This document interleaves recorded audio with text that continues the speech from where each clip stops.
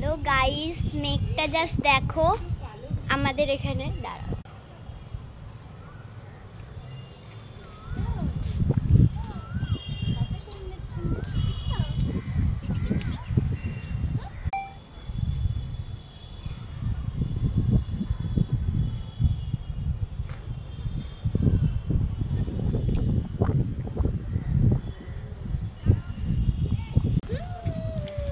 এই একটা ছোট্ট পাখি, কই পাখি কই?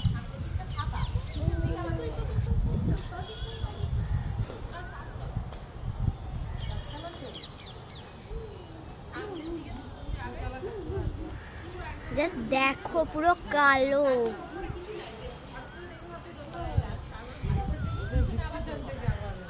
সেটা যেন এখান থেকে এখানে ছড়ে চলে এলো।